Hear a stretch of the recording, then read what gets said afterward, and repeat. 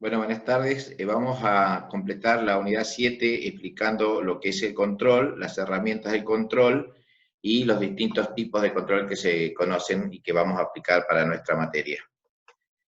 Nosotros sabemos que el control de entrada lo habíamos explicado como la cuarta y última etapa del proceso administrativo.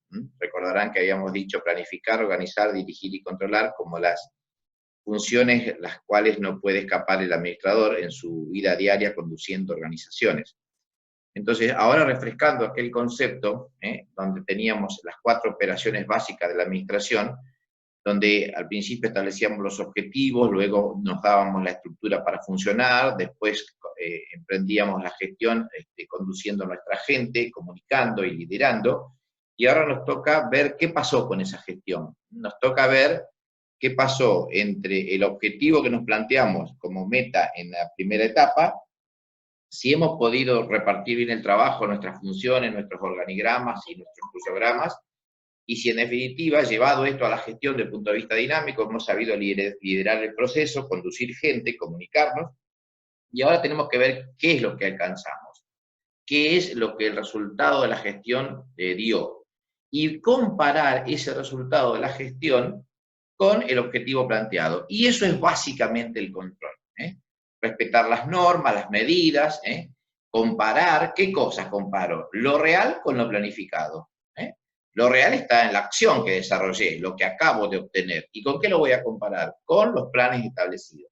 De esa comparación va a surgir posiblemente una desviación, tendremos que analizar ese desvío, ver por qué se produjo y tomar, desde el punto de vista sistémico, como siempre decimos, una medida como retroalimentación. Bueno, entonces podemos avanzar diciendo que el proceso de control es vigilar, controlar, como vale la misma palabra, la redundancia, actividades para asegurar que se cumpla esto que decíamos recién, planificar con lo realizado y ver de alguna manera si esa desviación es significativa o prácticamente es insignificante, con lo cual decimos que hemos andado bastante bien. Entonces, el control y la planificación, como decíamos en algún momento, son como dos caras de una misma moneda. Se enfrentan para ver si hubo desvíos y eso se hace a través de la medición y de la comparación. Medición y comparación que son resortes del control. En fin, ¿por qué es importante entonces controlar? Yo te diría que los contadores y los licenciados en administración, gran parte de nuestra tarea y gran cantidad de funciones de nuestro ejercicio profesional tiene que ver con controles.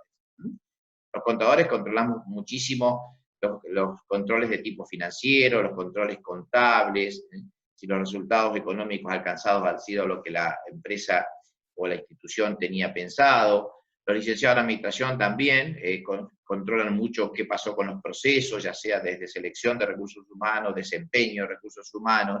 O sea que en definitiva, entre las dos carreras, donde estamos dictando esta materia, el producto final de ambas carreras, esto es el egresado de ciencias económicas, ya sea contador o licenciado en administración, va a tener dentro de su campo de actuación una gran responsabilidad que es aplicar controles.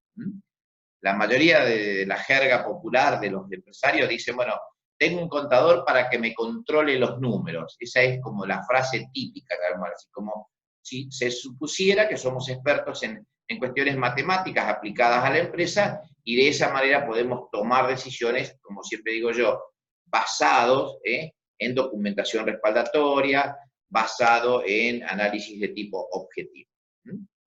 Entonces, la importancia de por qué controlar, bueno, justamente porque es el enlace final entre la planificación que se inicia en el proceso administrativo y el final de la gestión. Es una herramienta para medir si las cosas las estamos haciendo bien o mal y cuál es el problema o el motivo. Y el valor radica fundamentalmente en esta relación que hay entre el plan que yo quiero hacer y cómo me he organizado y cómo he realizado la gestión. Entonces, el control podemos definirlo como una etapa primordial de la administración. Es la que pone el broche de cierre, es la que nos permite saber si tenemos que estar satisfechos o tenemos que corregir cosas. Digamos, el control es como el ejercicio de la prueba desde el punto de vista matemático. Sabemos si está bien o si está mal. Y eso le da una importancia muy grande dentro de las empresas porque sin control sería un barco a la deriva. nadie tiene un rumbo, nadie sabe si lo que se hizo está bien o está mal, si es mejor que lo del año pasado, si es peor, si es normal ese resultado para la industria, o si estamos lejísimos de los estándares que están logrando los competidores. O sea, sin control no podríamos tomar decisiones exitosas, pues nos estaría faltando la base firme de saber que estamos logrando los resultados que esperábamos. Y eso trae tranquilidad. Entonces, el segundo ejercicio, el tercer ejercicio económico, siempre están con menos posibilidades de error porque están los controles realizados. Y eso es importante, por eso que los contadores, cuando firmamos un balance, estamos dando fe pública de que esa es la verdadera situación financiera, patrimonial del ente o en este caso de la empresa. Entonces, es fundamental saber qué significa el control o para qué lo vamos a usar. Significa que tenemos buenos planes, que hemos tomado la estructura organizacional adecuada, que el director, el gerente, el jefe de sector ha sido un buen directivo. De esa manera podemos cerciorarnos de que los hechos, o sea, lo que hicimos en la práctica, se hizo en relación a los objetivos buscados. Y esta es la gran satisfacción que proporciona el control. Entonces, la importancia del control es que me va a ayudar a mejorar la calidad, por ejemplo, me va a ayudar a enfrentar el cambio a través de decisiones más confiadas, más seguras, me va a ayudar a generar que los ciclos productivos sean cada vez más rápidos, porque voy a tener ejercicio del control, sobre todo en el área de operaciones, del control de calidad, por ejemplo.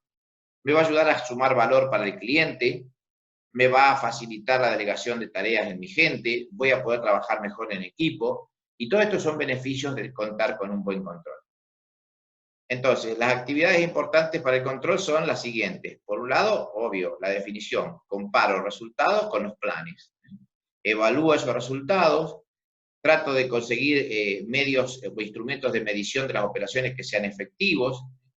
Trato de comunicar cuáles son los medios con los cuales vamos a valernos para medir.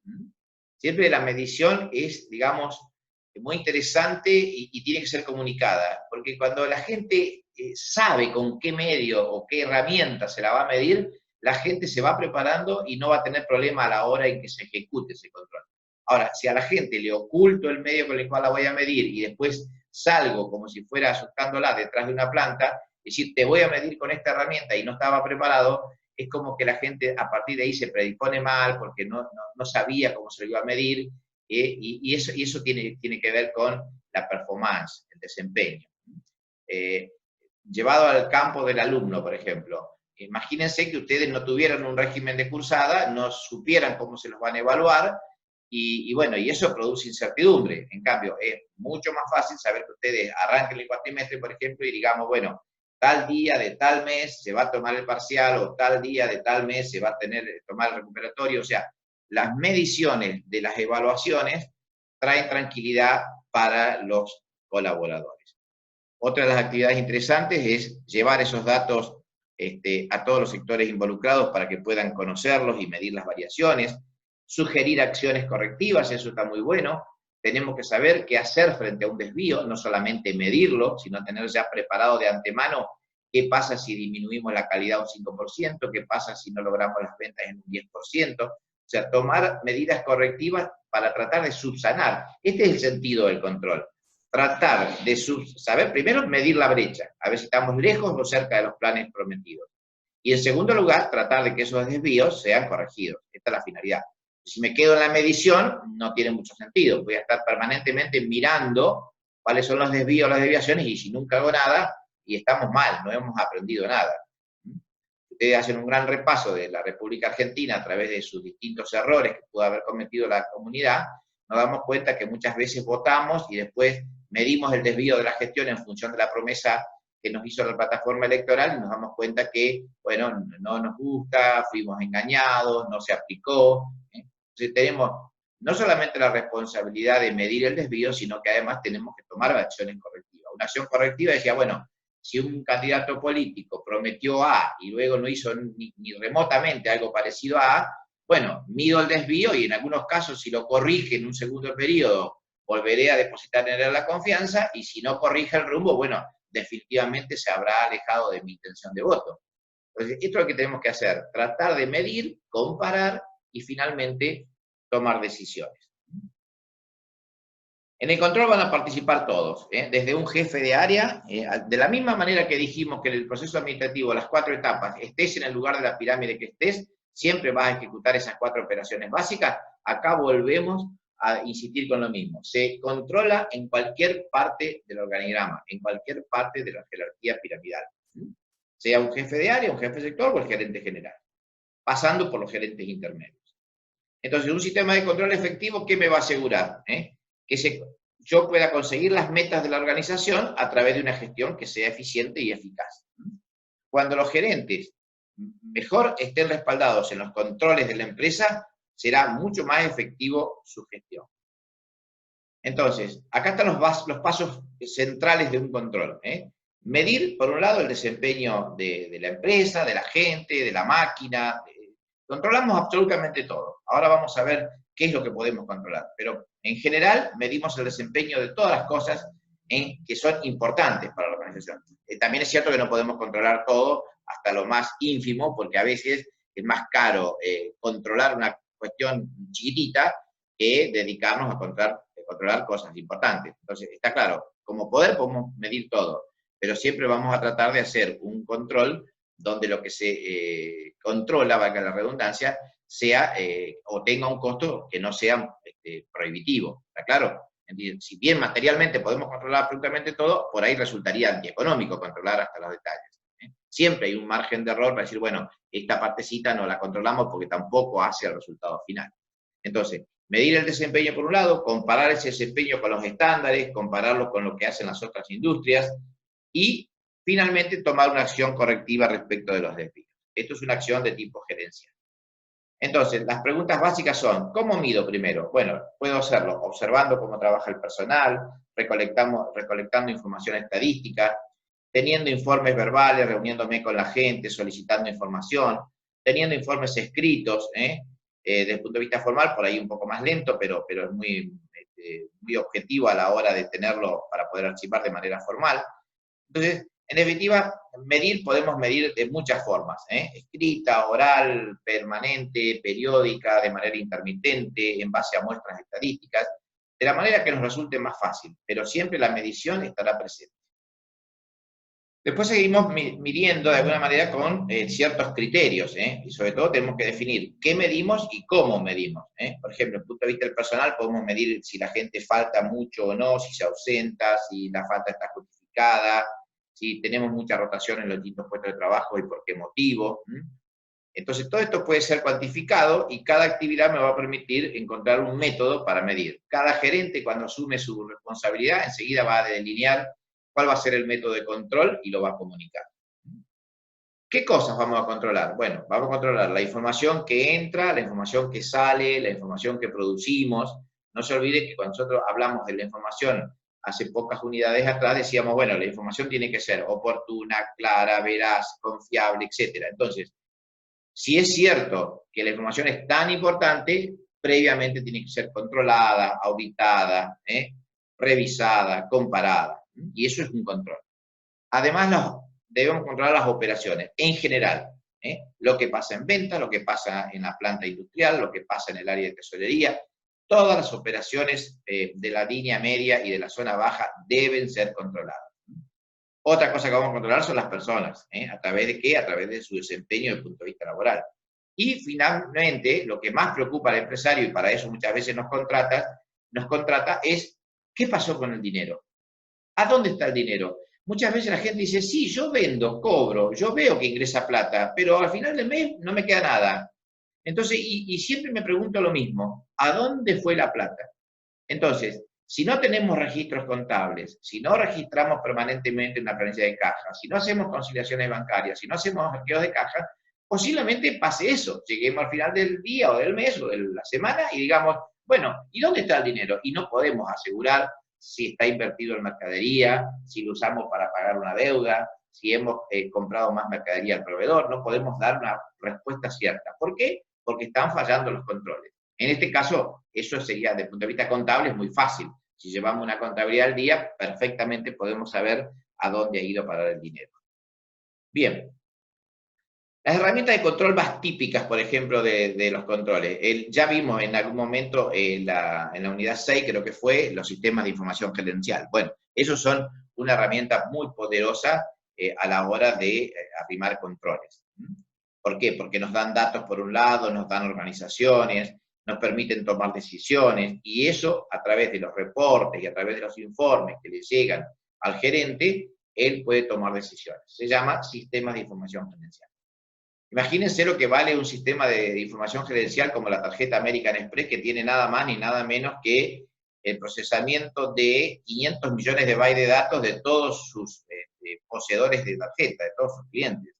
Cifras sumamente millonarias en dólares, y esa base de datos vale oro. ¿Por qué? Y porque es un sistema muy valioso. ¿Cuántos quisieran tener la base de datos de clientes de American Express?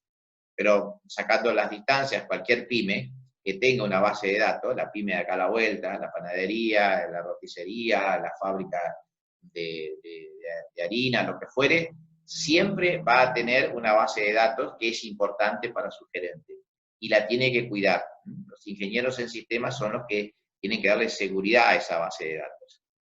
Bueno, los sistemas de información gerencial se aplican prácticamente en la zona media y en la zona alta de la pirámide. Necesitamos custodiarlos, guardarlos, mantenerlos como todo sistema informático. Después vamos a los controles financieros, y acá sí los contadores tenemos mucho que ver, porque la contabilidad es nuestro gran aliado. ¿Para qué lo vamos a usar? Y para tomar medidas si estamos gastando de más, si estamos gastando mal, si la liquidez de la empresa, esto es el activo corriente relacionado con el pasivo corriente, es una relación que no nos da, y en algún momento vamos a tener problemas para pagar las deudas de corto plazo, y eso es un problema complicado en este momento mismo. En las empresas hay una crisis de tema de la liquidez. Los controles financieros nos sirven para conocer cómo están las deudas con nuestros proveedores y contra el fisco y los demás organismos, y también nos sirve para controlar los activos, es decir, qué tenemos en la empresa como bienes de cambio, como bienes de uso, como cuentas a cobrar, lo que fuera. También tenemos otra herramienta importante que es el presupuesto.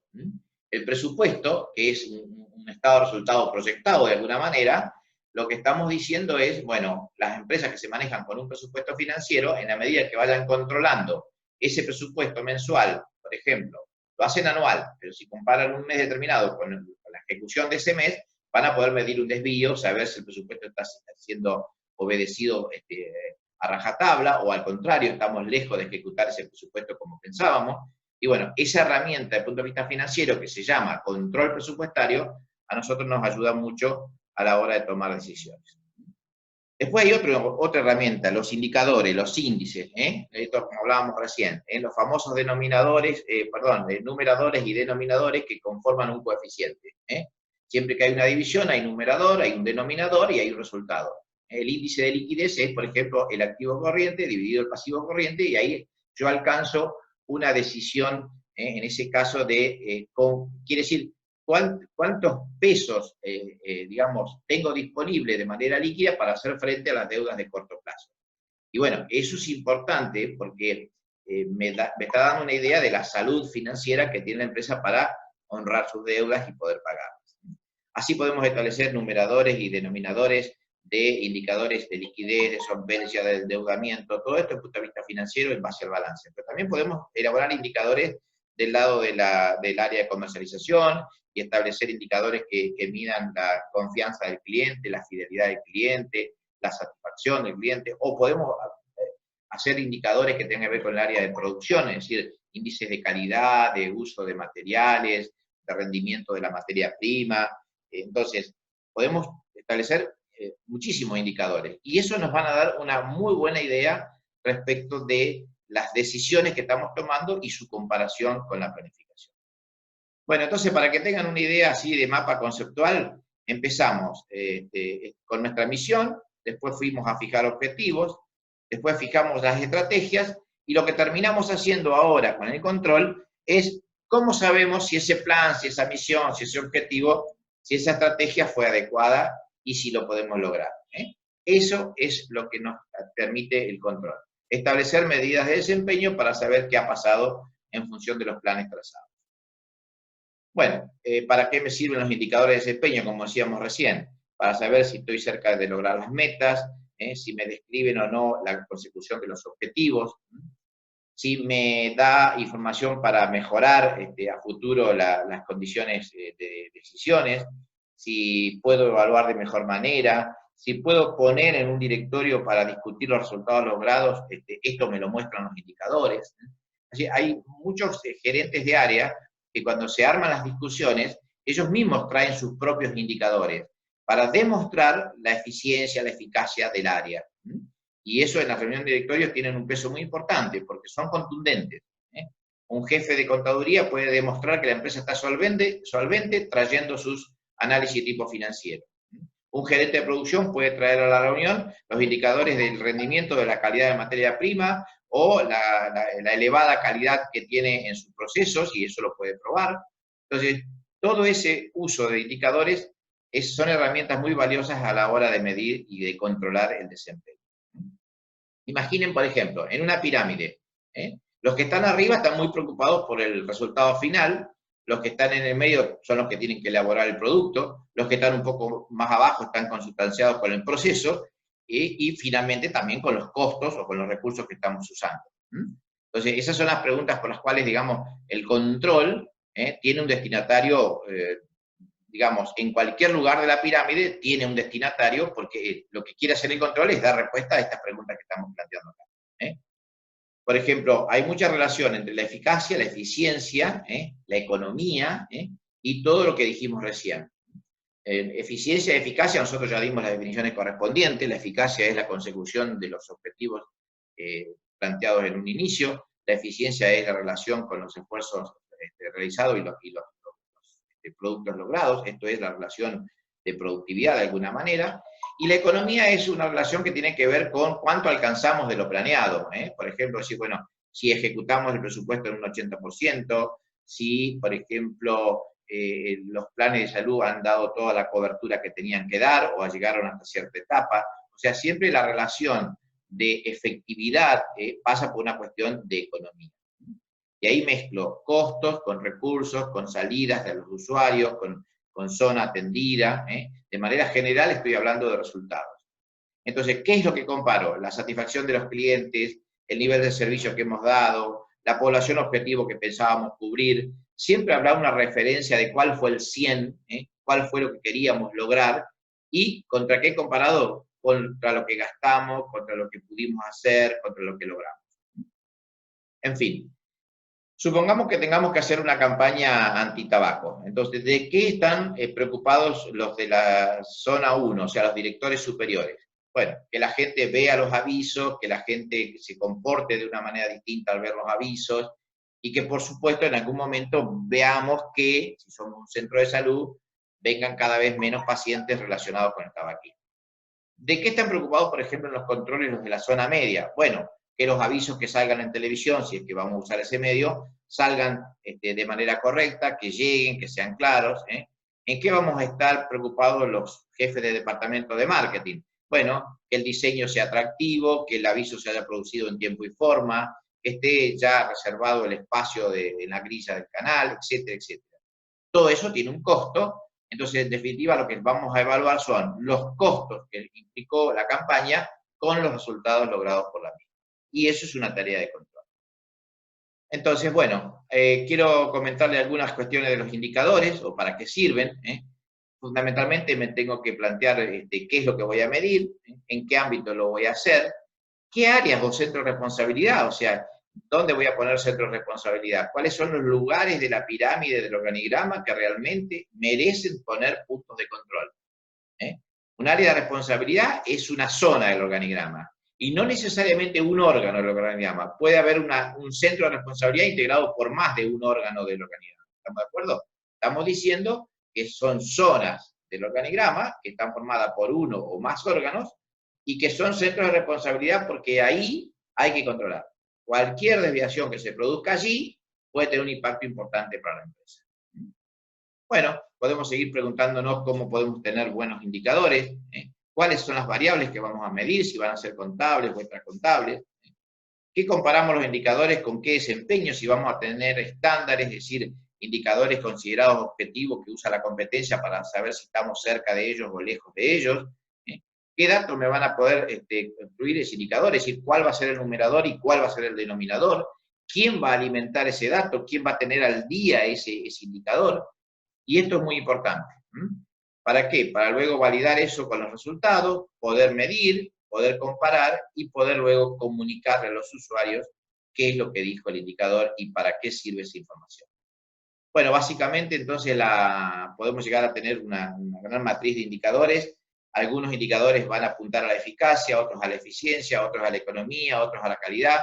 No importa qué es lo que apunten, básicamente tengo que buscar cuál es el indicador que mide ese desempeño, cómo lo voy a calcular, a qué periodo se va a referir, y fundamentalmente si puedo indicar cuál va a ser la medida final o a qué programa va a estar relacionado. Bueno, eso tiene que ver con los indicadores. Hay otras herramientas que sirven también para evaluar, por ejemplo, la capacidad de compra, la capacidad de obra. Esto lo usan mucho las empresas constructoras, por ejemplo. ¿Qué capacidad de obra tiene la empresa, si se puede presentar a una licitación o no? Si tiene la empresa una capacidad, un capital de trabajo importante, si la maquinaria o la capacidad instalada es moderna y es amplia. Esos tipos de controles de operaciones son muy importantes en las empresas. Insisto, en este caso ya no estoy tanto desde el punto de vista financiero, sino que estoy más que nada hablando de la capacidad operativa. Aparecen otras herramientas, las gráficas de control. Lo vamos a ver a través de la estadística, de las muestras, de los códigos de barra, de los gráficas, por ejemplo la gráfica Gantt. Siempre vamos a establecer en los famosos ejes cartesianos gráficas que nos permitan dibujar el comportamiento de una variable y tener como consecuencia un gráfico que la ventaja del gráfico es exponer una situación de una manera rápida y clara, para que la gente no tenga que leer mucha información, varias hojas del mismo tema. A veces un gráfico tiene esa capacidad de resumen. Entonces, también hay otra herramienta importante, como es el tamaño del lote óptimo. Esto se usa mucho en investigación operativa, lo van a ver luego en la materia de producción al final de la carrera de contador. En fin, hay unas cuantas herramientas en el área de operaciones que sirven para controlar.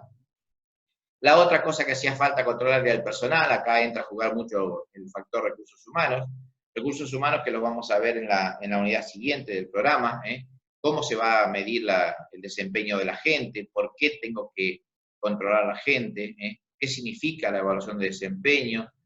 ¿Lo va a hacer el jefe inmediato mío? ¿Lo va a hacer el jefe inmediato y algún otro jefe superior? ¿Cómo puedo apoyar a que ese desempeño sea cada día mejor? A través de lo que se llama guía o coaching.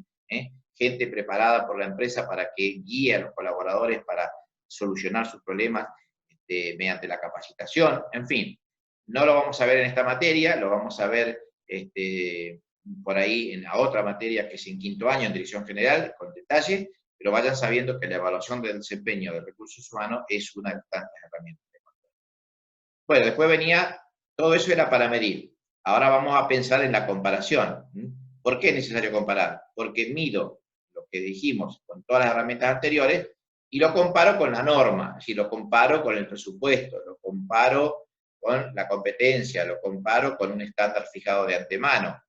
Y de ahí va a surgir la desviación. Y voy a preguntarme si esa variación es aceptable, si es insignificante, o si es realmente una variación importante. En ese caso tengo que tomar medidas de tipo correctivo.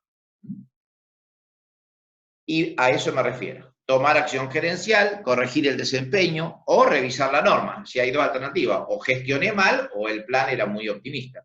Alguna de las dos correcciones tendré que hacer. Bueno, los controles pueden ser de distinto tipo: preventivos, los que se hacen antes de la acción; concurrentes, los que se hacen durante la acción; y posterior, los que se hacen, justamente su palabra lo indica, con posterioridad al hecho. Los preventivos son aquellos que de alguna manera me alertan de situaciones y las puedo corregir de antemano. Los concurrentes son aquellos que lo vamos haciendo día a día. Esto se llama la supervisión directa de mi jefe respecto de mí. Los posteriores son los que hacemos normalmente a través de las auditorías, ya sean operativas o contables. El único problema de esto es que si lo hago cuando descubro el desvío ya es por ahí un poco tarde, pero bueno, son controles que evidentemente sirven.